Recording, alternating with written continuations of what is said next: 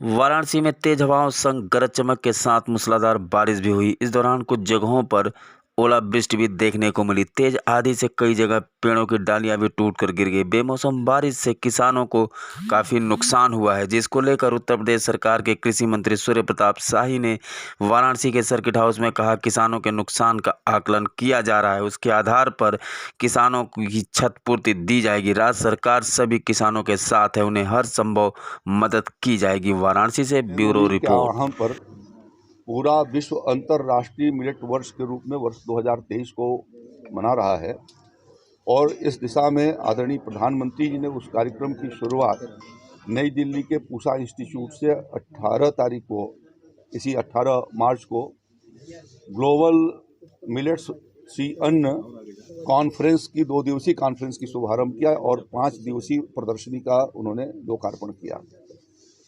राज्य सरकार ने मिलेट्स वर्ष को सी अन्न योजना के इस वर्ष को देखते हुए हमने इस बात का निर्णय किया है कि जायद की फसल में ज्वार और बाजरे पर हाइब्रिड सीड आती है, उसका 50% अनुदान पर हम किसानों को उपलब्ध करवाएंगे और उसके लिए आज 20 मार्च को और कल 21 मार्च को सभी विकास खंडों पर हमारे स्टॉल लगे हैं और शुरू हो गए हैं, जहां पर 50% अनुदान पर किसानों को उन्हें बीज उपलब्ध होगा।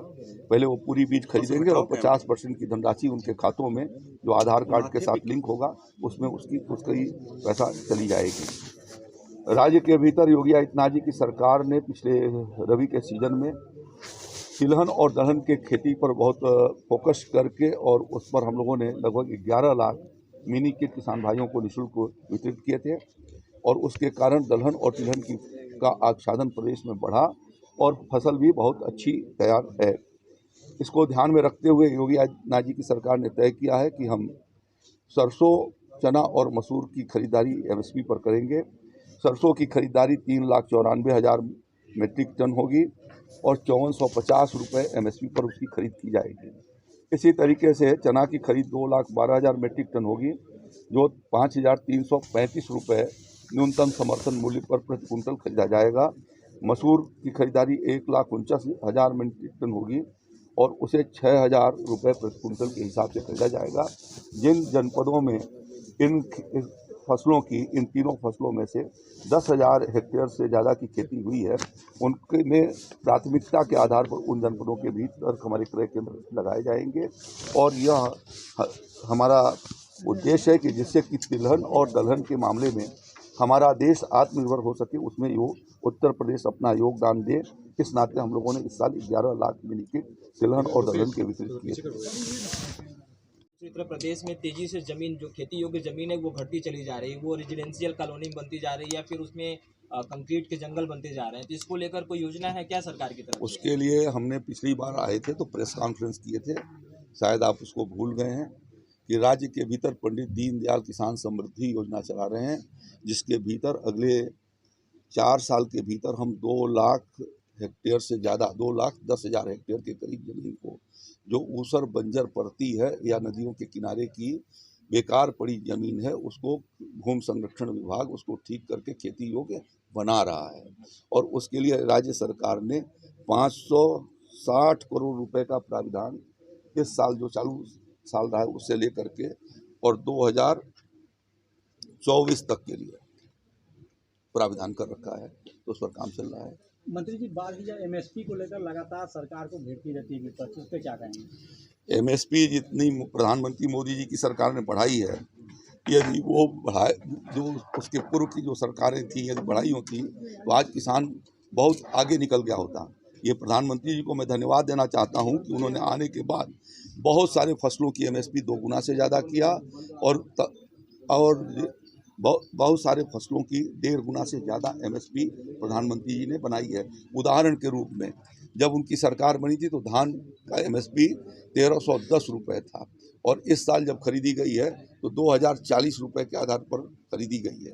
गेहूं का एमएसपी उस समय 1,400 रुपये था और इस साल जो खरीद होगी रबी की, वह 2,125 रुपये के आधार पर होगी। तो इसी से अनुमान लगाया जा सकता है कि जो लोग बात कर रहे हैं उनको कोई यह बात कहने का अधिकार नहीं है। जब अवसर था तो वो चूके, और प्रधानमंत्री मोदी जी ने और योगी जी ने दोनों ने मिल करके प्रधानमंत्री जी ने MSP बढ़ाई और योगी आदित्यनाथ जी की सरकार ने किसानों की बृहद पैमाने पर खरीद की। धन्यवाद।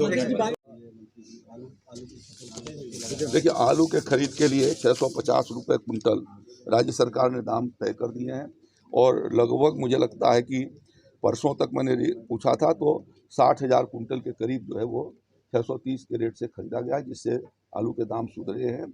और जिनकी खुदाई नहीं हुई है उसका जो क्षति का आकलन आएगा जो जिलाधिकारी किसान आलू तदनुसार कार्रवाई। एक सवाल, अखिलेश यादव पश्चिम बंगाल दौरे पर आए। 2024 लोकसभा चुनाव को लेकर विपक्ष एकजुट हो रहा है, लगातार बीजेपी पर हमला बोलते हुए नजर आ रहे हैं। उनका कहना है कि 2024 में बीजेपी को पूरी तरह से उत्तर प्रदेश में साफ करेंगे। किस विपक्ष की बात कर रहे हैं? अखिलेश यादव जी क्या करते हैं उसके बारे में पूछ रहे हैं, किस विपक्ष की बात कर रहे हैं? उन्होंने कहा कि कांग्रेस को छोड़ करके जो मुख्य विपक्षी दल है हम बात करेंगे। बसपा के साथ उन्होंने किया था, बसपा किनारे हो गई थी, तो कौन सा विपक्षी दल है? मंत्री जी एक सवाल कृषि से संबंधित, एक तरफ क्षति होने की सूचना प्राप्त हुई है, वहाँ के जिलाधिकारियों ने दी है। उस संदर्भ में भी उसका परीक्षण कराया जा रहा है, और खास ये विशेष रूप से जो ललितपुर, अंबेडकर नगर, बुलंदशहर और प्रतापगढ़ में, तो वहाँ जो क्षति का आकलन होगा उसके आधार से उनको क्षतिपूर्ति दी जाएगी। राज्य सरकार सभी किसान भाइयों के साथ है और उनको हर संभव सहायता करने के लिए जो मापदंडों के भीतर है उसको करेंगे। प्रधानमंत्री फसली बीमा योजना के भीतर जिन किसानों ने रबी के भीतर अपना इंश्योरेंस कराया हुआ है, मैंने आज निर्देश दिए हैं कि उन कंपनियों के साथ हमारे ACS लखनऊ में बैठक करेंगे, और बैठक करके उनको भी निर्देशित करेंगे कि वो उन इलाकों में जिन किसानों की क्षति हुई है उनका सर्वे करें, और सर्वे करके जो है वो जो आकलन आएगा उसके हिसाब से उनको क्षतिपूर्ति प्रदान किया जाएगा। जिन जनपदों में, कुछ जनपदों के भीतर ओला के कारण क्षति हुई है, तो वहाँ के किसान व्यक्तिगत रूप से जो है वो सूचना बैंक को और वहाँ जो कंपनी जो जिसने किसानों का फसली बीमा, प्रधानमंत्री फसली बीमा के अंतर्गत बीमा कराया है, उनको वो व्यक्तिगत एप्लीकेशन लगा करके सूचना देंगे, तो उनके खेत का भी निरीक्षण होगा। क्योंकि ये कोई मास लेवल पर नहीं हुआ है, कुछ जगहों पर छिटपिट हुई है, तो जहाँ पर प्रभावित हैं और जो नियमित किसान हैं वो इस बारे में वो सूचना 78 घंटे के भीतर ही, 72 घंटे के भीतर ही वो बैंक और इंश्योरेंस कंपनी को दे दें, और या उनके कॉल सेंटर पर सूचना दे देंगे, तो उस पर भी कार्रवाई की जाए।